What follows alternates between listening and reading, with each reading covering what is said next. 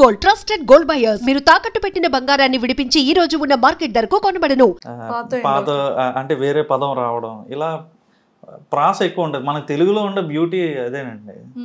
So ఎక్కువ అంటే ఒక అక్షరంతో చాలా రాయొచ్చు అనమాట. సో అలా మిడిల్ క్లాస్ మధు మా కలిసింది కదా అని అలా పెట్టాను.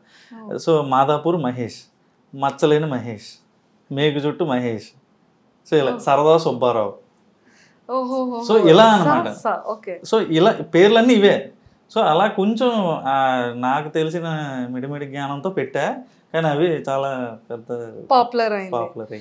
అండ్ స్క్రిప్ట్ రైటింగ్ కూడా చాలా ఇంపార్టెంట్ అండి, ఖచ్చితంగా కదా. ఒకటి ఇంత మనం మోజీస్ని అట్రాక్టివ్ చేయాలి అన్న, మనం అడల్ట్స్ పెద్దవాళ్ళం, కానీ పిల్లల మైండ్కి తగ్గట్టుగా పిల్లల్ని అట్రాక్ట్ చేసే విధంగా, అలాగే పెద్దవాళ్ళని అట్రాక్ట్ చేసే విధంగా మెసేజ్ ఓరియంటెడ్గా చేయడం అనేది వెరీ బిగ్ టాస్క్ అసలు కదా.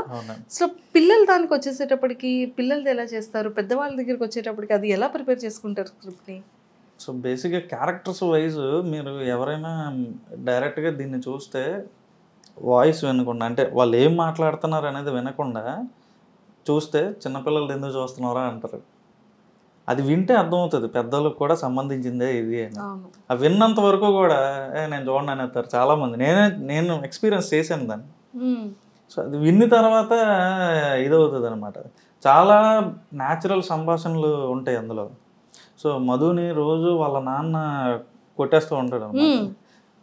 బండి మీద ఎవరే అంటాడు సార్, ఉదాహరణకి ఒరే ఏదో ఏదో చూసుకోకుండా చేయి తగిలింది, నువ్వు ఏదో ఫీల్ అవ్వకుండా అంటే, నాన్నగారు ఇంక మీరు నన్ను కొట్టడం తగ్గించాలండి, ఇంకా ఇంత నాకు 18 ఏళ్ళు వచ్చిన తర్వాత కూడా ఇంకా అలాగా నన్ను కొడితే ఎలాగండి అని ఒక డైలాగ్ ఉంటుంది అనమాట. మీకు ఆ క్లిప్ పంపిస్తాను నేను.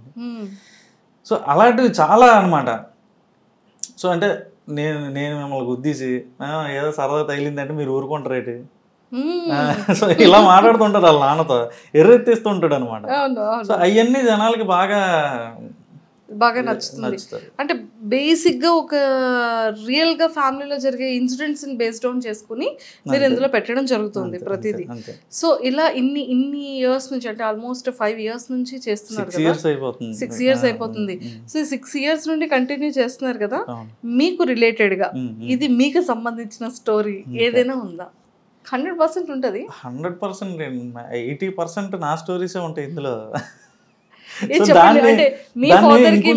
ఇంకొంచెం ఎగ్జాగరేట్ చేస్తాం అనమాట. ఇప్పుడు ఫర్ ఎగ్జాంపుల్ టైట్ ప్యాంట్ అని ఒక ఎపిసోడ్ ఉంటుందండి. అందులో టైట్ ప్యాంట్లో ఏం చేస్తారంటే, పక్కింటి ఆంటీ ఎందుకంటే ఒక 2 తీగలు కట్టుకోవడం, ఇద్దరం కలిసి ఒకటే తీగ కడదాం అంటది ఆవిడ. ఈడి ప్యాంట్లు వాళ్ళ కొడుకు ప్యాంట్లు ఇద్దరు కలిసి ఒకటే తీగ మీద ఆరేస్తారు అనమాట. ఈడి ప్యాంట్ పట్టుకెళ్ళిపోద్ది ఆవిడ ఇంట్లోకి. ఈడు ఈవినింగ్ అయితే ఒక ఈవెంట్కి వెళ్ళాలి, ఆడి దగ్గర ఉన్నంత ఒకటే బ్లాక్ ప్యాంట్. ఆవిడ తాళం మీద సినిమాకి వెళ్ళిపోద్ది ఆవిడ. సో అలా అంటే అన్ని జరిగినవి. మనం ఎగిరిపోయి పక్కింట్లో పడిపోవడం, వాళ్ళు ఇల్లు తాళం వేసుకుని బయటకు వెళ్ళిపోతే ఏం వేసుకోవాలి నేను ఫంక్షన్కి, వీడు ఒక అమ్మాయి దగ్గర స్టంట్ కొట్టడానికి వెళ్దాం అనుకుంటాడు అనమాట. అయ్యి ఎగ్జాగరేషన్స్. సో అలా చాలా న్యాచురల్గా మన చుట్టూ జరిగే ఇన్సిడెంట్స్ని మనం ఇది చేస్తూ ఉంటాం అనమాట.